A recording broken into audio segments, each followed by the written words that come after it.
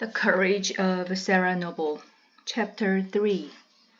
Down the Long Hill. Now, they had come to the last day of the journey. The Indian trail had been narrow. The hills went up and down, up and down. Sarah and her father were tired, and even Thomas walked wearily. By late afternoon, they would be home. Home? No, it wasn't really home, just a place out in the wilderness. But after a while, it would be home. John Noble told Sarah it would be. His voice kept leading her on. Now we must be about 2 miles away. Now it is surely a mile. Only a mile. Sarah's tired feet seemed to dance. She picked some wild flowers and stuck them in the harness behind Thomas's ear. "You must be well dressed, Thomas," she said. "We are coming home."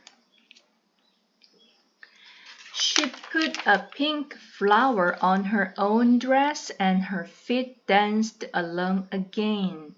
Then suddenly she stopped.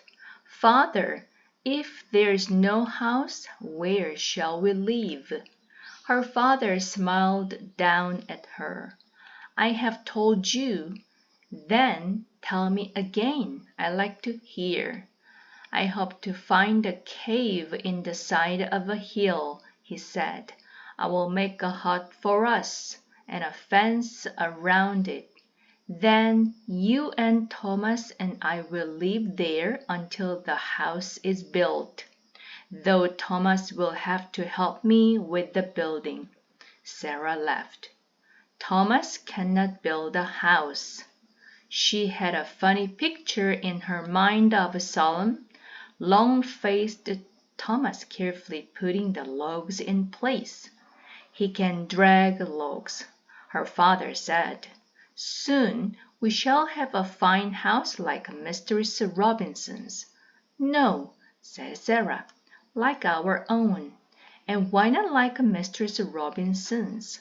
"Because there's no love in that house," said Sarah. "You are too wise for your ears," her father told her.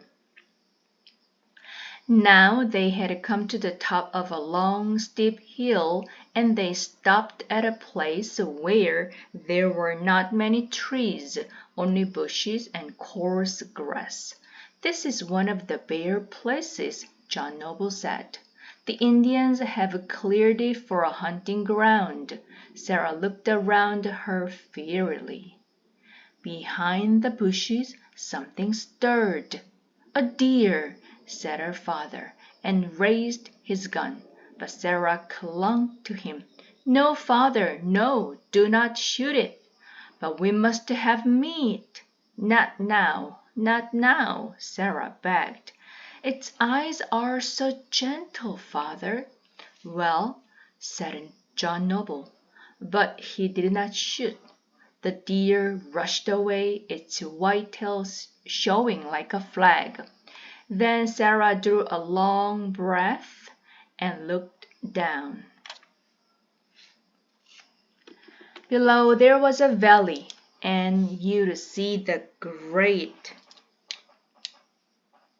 river if it were not for the trees, her father said. Sarah looked and looked and filled her mind with the beauty of it. It was a beauty that would stay with her all her life.